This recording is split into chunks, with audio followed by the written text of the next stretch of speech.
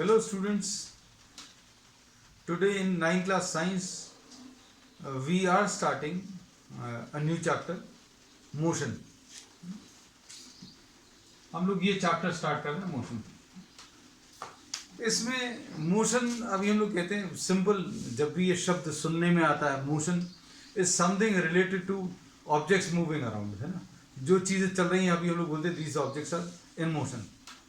Physics के terms में अभी हम लोग इसको कहते हैं कि when any object is changing its position with respect to time then the object is said to be in motion. Object को मोशन में तब बोलेंगे जब वो अपनी पोजीशन चेंज कर रहा है विद रिस्पेक्ट टू टाइम.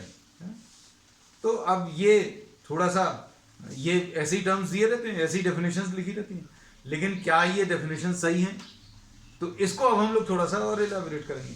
जैसे अभी आप क्लास अटेंड कर रहे हैं, घर पर बैठकर ऑनलाइन क्लास अटेंड कर रहे हैं, तो is your position changing with respect to time? तो majority of you will say no, the position is not changing. But I say yes, your position is also changing with respect to time. Changing with respect to time what? अगर आप देखो तो you are a part of the earth. आप earth का एक हिस्सा है. This is the sun. All the planets are moving around the sun on elliptical paths.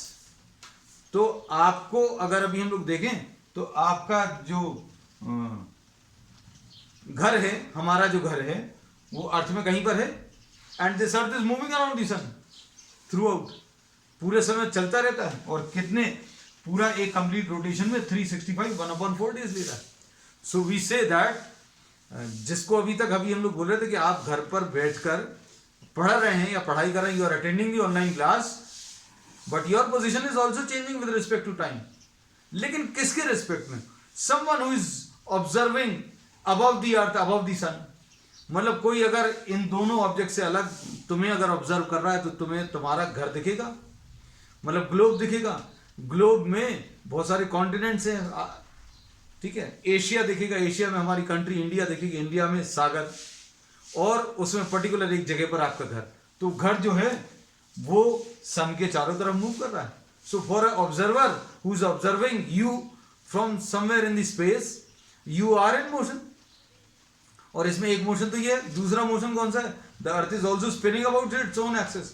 मतलब ये जो है अपनी एक्सिस के, खुद की एक्सिस के अबाउट भी स्पिन कर रहा है, और स्पिन करते करते चारों तरफ चक्कर लगा रहा है. ये स्पिनिंग मोशन में एक कंप्लीट स्पिन में 24 आवर्स लगते हैं, ये अभी हमें मालूम है. So you sitting in your house are having two types of motion. Your position is also changing with respect to time, but with respect to a observer who is observing you from space. अगर कोई space से देख रहा है तो आपके घर के अंदर आप बैठे हुए हैं, आपको ऐसा लगता है कि आप रेस्ट पर है. For a observer who is observing you from the space, you are having two types of motion. आपके पास, हमारे पास दो टाइप्स के मोशन हमेशा ही रहते हैं. अगर हम कितनी भी स्टिल पोजीशन में हैं तो दो टाइप के मोशन कौन से हैं? One is motion around the sun, जिसको पूरा एक चक्कर लगाने में 365 1/4 डेज लग रहा है. दूसरा स्पिनिंग मोशन. तो ये दो टाइप के मोशन हम पोजेस करते हैं, ठीक है. चलो अब ये तो जाने दो. अब हम लोग ये कहते हैं, suppose you are sitting in a bus. If you are sitting in a bus then your luggage, ये तो बहुत बड़ा सा एग्जाम्पल था, है ना. कोई सोचेगा यार हम बैठे हुए हैं and someone is observing from the space, अब ये कौन कैसे देखेगा? इसलिए अब हम छोटे एग्जाम्पल पर आ गए.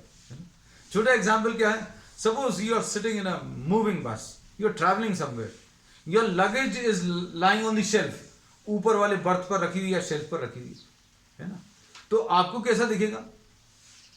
The luggage with respect to you, आप अगर ऑब्जर्व करें तो वो रेस्ट पर है. लेकिन कोई अगर अर्थ से ऑब्जर्व कर रहा है बाहर से, तो उसको क्या दिखेगा? वो बस मूव कर रही है, बस के अंदर तुम्हारी भी खुद की वेलोसिटी है और तुम्हारे लगेज की भी वेलोसिटी है, और लगेज की वेलोसिटी, पैसेंजर की velocity and velocity of the bus will be same. So the same luggage with respect to two different observers, one observer sitting inside the bus and other observer outside the bus, will be having two different types of observations. For an observer who is sitting outside the bus, कोई अगर बाहर से तुम्हारे luggage को अगर observe कर रहा है तो तुम्हारा लगेज जो है that is having a velocity which is equal to velocity of the bus. बिल्कुल ठीक है। फिर अगर आप खुद देख रहे हो, you are sitting inside the bus and you observe your luggage, most of the time हम लोग यही करते रहते हैं कि अगर लगेज रख दिया तो पूरे समय नजर रहती है कि वेदर इट इज मूविंग और नॉट, है ना। Moving in terms of what someone is picking it up and taking it away, है ना। तो अभी हम लोग मोस्ट ऑफ द टाइम क्या देखते हैं, the luggage is at rest with respect to you. तो दो पॉइंट ऑफ ऑब्जर्वेशन है, एक हम बस के अंदर बैठे हैं, एक बस के बाहर बैठा हुआ है। For someone sitting inside the बस, द पैसेंजर्स, द को passengers and the luggage are at rest, and for an observer who is sitting outside, who is observing from outside, the luggage and the passengers are having a velocity which is equal to velocity of the bus. तो ये सब कहने का मतलब क्या है, ये सब कहने का मतलब ये है बेटा कि रेस्ट और मोशन जो है ये रिलेटिव टर्म्स हैं। वही लगेज रेस्ट पर दिखता है किसको, जो अंदर बैठा हुआ है। For a person who is sitting inside the moving bus, the luggage is at rest. वही लगेज को अगर कोई बाहर से ऑब्जर्व करेगा जो बस में नहीं है, not a part of the bus, the luggage appears to be moving, and the velocity of the luggage will be equal to velocity of the bus. तो अब हम लोगों को ये पता चल गया, मोशन अगर बताना है तो हमें क्या बताना पड़ेगा, पॉइंट ऑफ ऑब्जर्वेशन बताना पड़ेगा, या इसको अभी हम लोग रेफरेंस पॉइंट बोलते हैं। So with respect to a reference point, अब ज्यादा अच्छी डेफिनेशन बनेगी। With respect to a reference point, if an object is changing its position, अगर कोई रेफरेंस पॉइंट के रिस्पेक्ट में अगर कोई ऑब्जेक्ट पोजीशन चेंज कर रहा है, if the position of the object is changing with respect to time, with respect to some reference point, then we say that the object is in motion with respect to that reference point. अब हम खुद की बात करें, हम खुद को observe कर रहे हैं, यहीं से ऑब्जर्व कर रहे हैं। आप खुद को ऑब्जर्व कर रहे हो, आप जहां पर बैठे हो उसके चारों तरफ जो सराउंडिंग्स हैं उसके रिस्पेक्ट में ऑब्जर्व कर रहे हैं। तो आपको क्या लगता है, with respect to your point of observation, your reference point, you are at rest. तो आपने जो पहले सोचा था वो बिल्कुल सही था। अब कोई अगर स्पेस से देखेगा तो रेफरेंस पॉइंट चेंज हो गया। तो अब हम लोग ये कहते हैं, with respect to a reference point, if the point is changing its position with respect to time, then we say that the object is in motion. Object will be in motion if the object changes its position with respect to time. ठीक है, तो ये सब कुछ एकदम clear रहना चाहिए। अब अगर आप बस के अंदर बैठे हैं तो with respect to the point of observation जो आपका है, with respect to the reference point attach to you, the luggage is at rest. और लगेज अगर आपके रिस्पेक्ट में भी मोशन में आ जाए तो चिंता की बात है, उसको उठकर पकड़ो, क्योंकि someone else is taking it away, है ना। साइंस पढ़ते मत रह जाना। तो अभी हम लोग क्या कह रहे हैं, with respect to your point of observation, the object is at rest, the luggage is at rest, and from a point of observation which is lying outside the bus, the luggage is in motion. ठीक है, तो अब हम लोगों ने ये बोल दिया कि ये रेफरेंस पॉइंट है, और इस रेफरेंस पॉइंट में अभी हम लोग जिसके रिस्पेक्ट में हम लोग मोशन को ऑब्जर्व करते हैं उसको अभी हम लोग ओरिजिन बोलते हैं, है ना। तो अब सबसे पहली जो डेफिनेशन अभी हम लोग लेंगे वो किस चीज की है, वो ओरिजिन की है या रेफरेंस पॉइंट की, है ना। ओरिजिन या रेफरेंस पॉइंट क्या है, it is the point with respect to which you are observing the state of the object. State of the object मतलब वो उसकी पोजीशन चेंज हो रही है कि उसकी पोजीशन कांस्टेंट है ना। तो सबसे पहली चीज अभी हम लोगों ने बता दी, क्या कि रेस्ट एंड मोशन। मोशन क्या बोलते हैं, if the position of the object changes with respect to time, with respect to some origin, then we say that the object is motion with respect to that origin. अगर object की position with respect to time change नहीं हो रही, with respect to some origin, then we say that the object is at rest. ठीक है, तो rest और motion ये दो डेफिनेशंस बता दी हैं, इनको आप कंप्लीट कर लीजिएगा। ठीक है, अब इसके बाद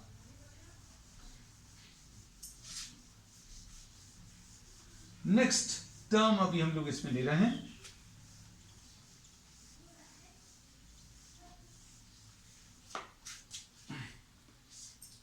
कि ऑब्जेक्ट का मोशन अभी हम लोग स्टडी करने की कोशिश करेंगे, है ना।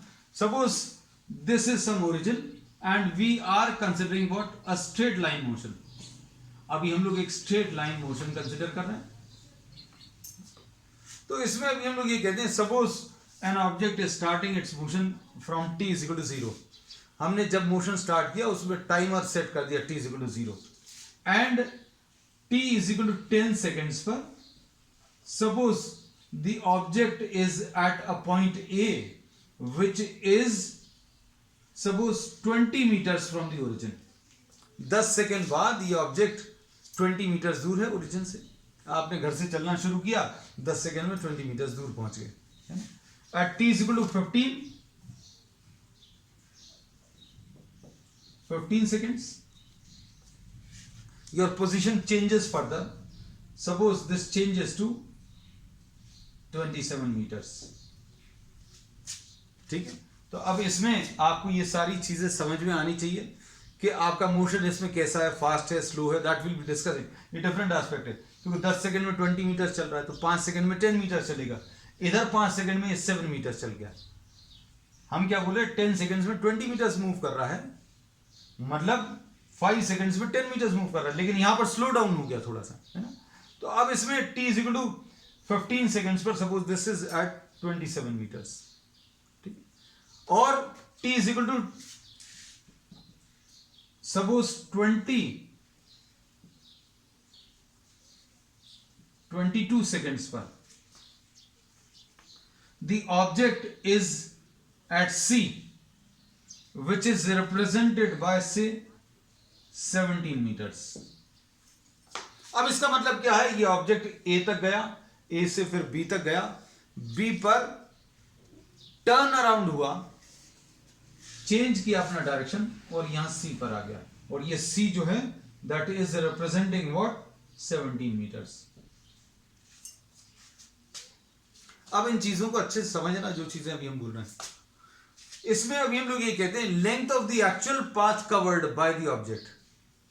Length of the actual path covered by the object कितना है, अगर आप देखो, आप O से, सपोज इसको O बोला, O से A तक गए, 20 मीटर दूर पहुंच गए, ठीक है। रास्ते में कोई मिल गया जिसके साथ गप्पे करते करते धीरे धीरे चले, और 5 सेकंड में आप 27 मीटर तक पहुंच गए, है ना। फिर उसके बाद क्या किया आपने, अब अगले 7 सेकंड में देखो, t इज इक्वल टू 0 पर आप O पर हैं और O पर S की वैल्यू 0 है। t is equal to 10 seconds पर आप A पर हैं और यहां पर S की वैल्यू कितनी, 20 मीटर्स है, और t is equal to 15 seconds में थोड़ा सा अरेंज कर दे रहा है, B पर हैं जहां पर S की वैल्यू 27 मीटर्स है। फिर t is equal to 22 seconds पर आप C पर आ गए जहां पर S की वैल्यू कितनी, 17 metres. S is representing what, the position. S is not representing the distance, है ना। कुछ बच्चों को, कुछ जो थोड़ा बहुत पढ़ लिए होंगे उन्हें लगेगा ये distance, this is not the distance, है ना। तो अब हम लोग इसमें क्या बोलेंगे, देखो ऐसे में कितना डिस्टेंस चला, ऐसे में ये 27 मीटर्स चला, क्योंकि ये कहां तक आ गया, ये देखो, ये 20 मीटर्स आ गया, ये 27 मीटर्स, तो ये 27 मीटर्स ऐसे में चला। और फिर उसके बाद इसकी पोजीशन, इसका डायरेक्शन जो है चेंज हुआ, डायरेक्शन चेंज हुआ और t इक्वल टू 22 सेकंड्स पर 17 मीटर्स पर आ गया। ये जो अभी हम लोग बता रहे हैं 17 मीटर्स, ये ओरिजिन से डिस्टेंस बता रहे हैं। मतलब ये वाला डिस्टेंस अगर आप ध्यान से देखें, ये 17 मीटर्स है, ये वाला डिस्टेंस अगर आप देखें तो ये 20 मीटर्स है ना बेटा। ये सारी चीजें एकदम क्लियर हो जाएं, इसलिए अभी हमने इनको मार्क भी कर दिया। तो भाई टोटल डिस्टेंस कितना चला, टोटल डिस्टेंस कितना चला अभी हम लोग बता सकते हैं, 27 मीटर्स तो ऐसे में चला, और वापस आते समय ये इतना और चला है। ये कितना है, ये 10 मीटर्स है। तो टोटल डिस्टेंस ये 27 मीटर्स प्लस 10 मीटर्स यानी 37 मीटर्स, ये इसने टोटल डिस्टेंस मूव किया। तो डिस्टेंस एक कॉन्सेप्ट है, एक फिजिकल क्वांटिटी है जिसको अभी हम लोग किसमें, मीटर्स में मेजर करते हैं। डिस्टेंस जो कोई ऑब्जेक्ट कवर कर रहा है उसको अभी हम लोग मीटर्स में मेजर करते हैं। And we say that length of the actual path covered is distance. Length of the actual path covered, इसको भी हम लोग डिस्टेंस बोलते हैं। अब अच्छे से सुनना, ओरिजिन से कोई ऑब्जेक्ट कितनी दूर पर है उसको अभी हम लोग डिस्प्लेसमेंट बोलते हैं। जैसे 10 सेकेंड्स पर देखो, ओरिजिन से ये 20 मीटर्स दूर है। ओरिजिन से कितने दूर है, 20 मीटर्स दूर है। t is equal to 15 seconds पर कितनी दूर है, 27 मीटर्स दूर है। t is equal to 22 seconds पर ये 17 मीटर्स दूर है। तो अब हम लोग ये कहते हैं कि इनिशियल पोजीशन से फाइनल पोजीशन को ज्वाइन करने वाला जो वेक्टर है, जो लाइन है, उसको अभी हम लोग डिस्प्लेसमेंट बोलेंगे। इस डिस्प्लेसमेंट को अभी हम लोगों ने स्ट्रेट लाइन के टर्म्स में डिफाइन किया है। जैसे सपोज फॉर एग्जांपल, ऑब्जेक्ट जो है कहां से चला था, O से चलकर C तक गया, O से A गया, A से B गया, B से C आया। तो टोटल डिस्टेंस कवर्ड बेटा कितना आएगा, डिस्टेंस कवर्ड कितना आ जाएगा, आप देखो इसमें 27 ऐसे में और 10 ऐसे में, तो कितना आ गया 37 मीटर्स। और डिस्प्लेसमेंट, ये इनिशियल पोजीशन है, ये फाइनल पोजीशन है। मतलब यहां से चलकर A तक गया, A से चलकर B तक गया और B से चलकर C तक आया। C पर अभी हमने बोला क्या, ये फाइनल पोजीशन है। तो इनिशियल पोजीशन से फाइनल पोजीशन तक ज्वाइन करने वाला जो वेक्टर है उसका मैग्नीट्यूड कितना, 17 मीटर्स है। ठीक, तो इसको डिस्प्लेसमेंट बोलते हैं। अब डिस्प्लेसमेंट को समझने के लिए अब हम आपको एक और सिंपल डायग्राम बना के बता रहे हैं, देख लेना अच्छे से, है ना। तो अब इसमें दो नए टर्म्स अभी हम लोग डिफाइन करने की कोशिश कर रहे हैं। कौन से, one is distance and other is the displacement, है ना। अब देखना बेटा अच्छे से, suppose an object is moving from A and covering a zigzag path and moving on to the point B, ये point B, ऐसा कुछ। अब इसने एक और रास्ता फॉलो किया, बहुत टाइम था इसके पास, ये फर्स्ट वाला पाथ है, ये सेकंड वाला पाथ है, और एक ये थर्ड वाला। तो अब हम लोग इसमें क्या बोल सकते हैं, the length of the actual path covered is the distance. तो डिस्टेंस किसका सबसे कम है, डिस्टेंस सबसे कम 3 का है, उससे ज्यादा डिस्टेंस कहां पर, 1 पर, और सबसे ज्यादा डिस्टेंस कहां पर है बेटा, 2 पर। सिंपल है, देखो देखकर पता चल रहा होगा, सबसे कम डिस्टेंस आपको 3 पर, उससे ज्यादा 1 पर, और उससे ज्यादा 2 पर। और फिर किसी ने यह समझाया भैया सीधे सीधे चले जाओ। तो कई बार ऐसा जिगजैग जाना पड़ता है रास्ते के कारण, और कई बार अभी हम लोग कहते हैं शॉर्टेस्ट डिस्टेंस जो पाथ है वो अवेलेबल नहीं होता, है ना। Suppose we are joining the initial to the final position, initial को आपने फाइनल पोजीशन से ज्वाइन किया, तो ये ए बी जो है, the vector joining the initial to the final position, initial position को फाइनल पोजीशन से ज्वाइन करने वाला जो वेक्टर है उसको अभी हम लोग डिस्प्लेसमेंट बोलते हैं। तो डिस्प्लेसमेंट क्लियर होना चाहिए। अभी हम लोगों ने बोला length of the actual path covered is distance, and displacement क्या आ गया, इसके ऊपर ये ऐसा साइन लगा देते हैं अभी हम लोग, ए बी, है ना। ये आपको सिलेबस में नहीं है, लेकिन अभी हमने सिर्फ आपको बता पड़ दिया जस्ट फॉर नॉलेज से। The vector joining the initial to the final position, या फिर इसको ऐसा भी बोल देते हैं, द शॉर्टेस्ट डिस्टेंस। ये देखो एस डी लिखा है हमने, आप पूरा लिख लो ना, the shortest distance vector joining initial to final position. और कुछ लोग इधर शॉर्टेस्ट डिस्टेंस लाइन बोल देते हैं, the shortest distance line joining the initial to the final position. Initial से फाइनल होना चाहिए, ये याद रखना है ना। तो ये डिस्प्लेसमेंट आ गया। अब हम लोग इसमें ये कहते हैं कि आप इन दोनों को कंपेयर करके बताएं कि कौन सी चीज कम होती है, कौन सी ज्यादा होती है बेटा। तो इसको देखकर अभी हम लोग बता सकते हैं भाई क्या चीज, distance is greater than displacement.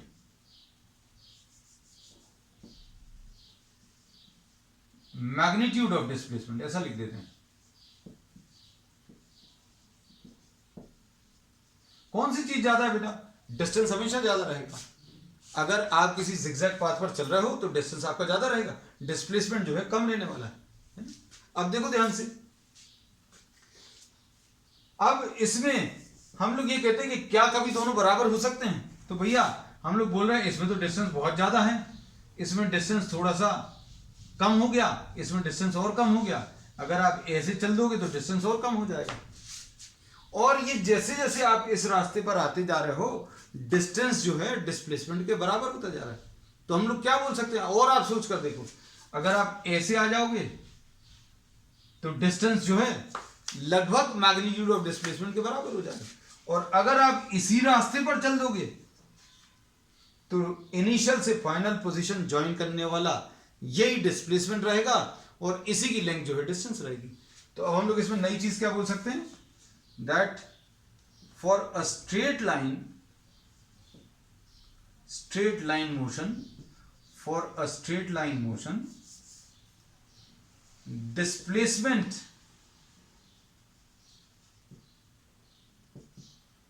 magnitude of displacement will be equal to distance। ये वैसे नहीं तो क्या रहता है, distance is greater than the magnitude of displacement for non linear path. Non linear path, linear मतलब क्या है, स्ट्रेट लाइन। अगर पाथ स्ट्रेट लाइन नहीं है तो distance will be greater than displacement. ये देखो डिस्टेंस ज्यादा है अगर आप स्ट्रेट लाइन पर नहीं चल रहे हो। सीधे नहीं चलोगे तो क्या होगा, आपको ज्यादा एफर्ट लगाना पड़ेगा, है ना। इसलिए सभी लोग बोलते हैं you have to move straight, है ना। आपको इधर उधर ध्यान नहीं देना। पढ़ाई में भी पेरेंट्स ऐसे ही बोलते हैं, you have to just see towards your target, you have to just aim towards your target. और आप इधर उधर गए तो आपको क्या करना पड़ेगा, एफर्ट ज्यादा लगाना पड़ेगा, है ना। अब इसमें अभी हम लोगों ने ये पता चल गया कि डिस्टेंस जो है हमेशा ज्यादा रहता है ना, किससे, डिस्प्लेसमेंट से। अब इसमें और थोड़ा सा समझते हैं, इसमें डिफरेंसेस, अभी हम आपको ये कॉन्सेप्ट बताते आपको डिफरेंसेस भी बताते चल रहे हैं। अब देखो इसमें अभी हम लोग कहते हैं कि डिस्टेंस में direction is not to be specified. For distance direction is not to be specified।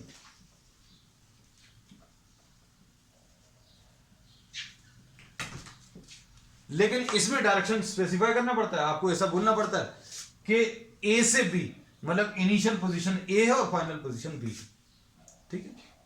अब इसमें डिस्टेंस जो है डिपेंड्स ऑन पाथ। दूसरी चीज अभी हम मानकर चलना है कि आप समझ जाओगे, डिस्टेंस जो है रास्ते के ऊपर डिपेंड कर रहा है। इसका डिस्टेंस अलग आएगा, इसका अलग आएगा, इसका अलग आएगा। लेकिन डिस्प्लेसमेंट आप किसी भी रास्ते से जाओ, इससे जाओगे तो भी डिस्प्लेसमेंट ही आएगा, इससे जाओगे तो भी डिस्प्लेसमेंट ही आएगा, इससे जाओगे तो भी डिस्प्लेसमेंट ही आएगा। तो अब हम लोग क्या बोलेंगे, displacement does not depend on path. Displacement कभी भी पाथ के ऊपर डिपेंड नहीं करता, लेकिन डिस्टेंस करता है। अब इसमें देखो, अगर हम इस जगह से चलकर, ध्यान से सुनना, ये हमारा घर है, रेजिडेंस, और मतलब इसको अभी हम लोग क्या बोल सकते हैं, ओरिजिन, जहां से आप अभी मेजरमेंट कर रहे हो। यहां से चलकर आप अलग अलग रास्ता फॉलो करते हुए बहुत सारा काम करके वापस अगर आ गए तो डिस्टेंस तो आएगा, लेकिन डिस्प्लेसमेंट नहीं आएगा। क्यों? क्योंकि इनिशियल पोजीशन और फाइनल पोजीशन सेम है। हम लोग क्या बोलते हैं? डिस्प्लेसमेंट किसको बोलते हैं? भैया आपने जहां से स्टार्ट किया था और जहां पर एंड किया था, उन दोनों को ज्वाइन कर दो। यहां पर स्टार्ट किया था और यहीं पर एंड हो गया, इनको ज्वाइन क्या करेंगे? ये तो एक ही पॉइंट है, तो अब हम लोग क्या बोलेंगे? डिस्प्लेसमेंट इसका जीरो है। तो कोई भी ऑब्जेक्ट अगर चल रहा है, ध्यान से सुनना, कोई भी ऑब्जेक्ट अगर चल रहा है तो उसका डिस्टेंस कभी जीरो नहीं हो सकता, लेकिन डिस्प्लेसमेंट के बारे में क्या बोल सकते हैं? Displacement of the object can be zero. Displacement zero कब हो सकता है? जब ऑब्जेक्ट कहीं से चले और जहां से चले वहीं पर वापस आ जाए, तो डिस्प्लेसमेंट उसका जीरो हो जाएगा। समझ आ रही होगी शायद बात। अब इसमें एक मेजर डिफरेंस और है, क्या? कि डिस्टेंस जो है कभी डिक्रीज नहीं होता, डिस्टेंस बढ़ता ही जाएगा। कोई चीज अगर चल रही है तो उसका डिस्टेंस हमेशा बढ़ता ही जाएगा जब तक वो चलती रहेगी। लेकिन डिस्प्लेसमेंट कम हो सकता है। कैसे? आप यहां से चले, जैसे जैसे आप दूर जा रहे हो तो डिस्प्लेसमेंट बढ़ता जा रहा है। फिर क्या होगा? आप जैसे जैसे नजदीक आ रहे हो घर के, तो आपका डिस्प्लेसमेंट कम होता जा रहा है। टाइम के साथ साथ देखो डिस्प्लेसमेंट बढ़ता गया, फिर जैसे जैसे आप घर की तरफ आ रहे हो तो क्या होगा? डिस्प्लेसमेंट कम होता जाएगा, और जब आप घर पर वापस आ जाओगे तो डिस्प्लेसमेंट जीरो हो जाएगा। डिस्प्लेसमेंट यानी आप घर से कितनी दूर है। जब आप लौट रहे होगे तो क्या होगा? आपका ओरिजिन या घर से जो डिस्टेंस है, घर से जो डिस्प्लेसमेंट है, वो कम होता जाएगा और डिस्प्लेसमेंट यहां पर आकर जीरो हो जाएगा। तो अब हम लोग क्या बोलते हैं कि distance always increases with time, never decreases, but displacement can decrease with time. समय के साथ साथ डिस्प्लेसमेंट कम हो सकता है। कम कब हो सकता है? उसका एग्जांपल अभी हमने दे दिया, जब आप घर वापस आ रहे हैं। अगर घर को ओरिजिन लिया, जैसे मान लीजिए ये घर है, आप दूर जा रहे हो तो आपका घर से जो डिस्प्लेसमेंट है वो बढ़ता जा रहा है, ठीक है। फिर आप शॉप तक गए, कुछ चीजें खरीदी, फिर यहां पर आ गए, तो क्या हुआ? घर से यहां तक का डिस्प्लेसमेंट कम हो गया। फिर और पास में आ गए, डिस्प्लेसमेंट घर से पोजीशन आपकी और कम हो गई, यहां पर आ गए और कम हो गई। जब एग्जैक्टली यहीं पर आ गए तो डिस्प्लेसमेंट कितना? जीरो हो गया। और मान लो आपका मन लग गया, आप पीछे की तरफ चले गए, मतलब आप घर पर नहीं रुके और पीछे की तरफ चले गए, तो उस केस में डिस्प्लेसमेंट को नेगेटिव बोलते हैं। अगर इस डायरेक्शन को पॉजिटिव बोला था तो ऑपोजिट डायरेक्शन को अभी हम लोग कैसा? नेगेटिव बोलेंगे, ठीक है।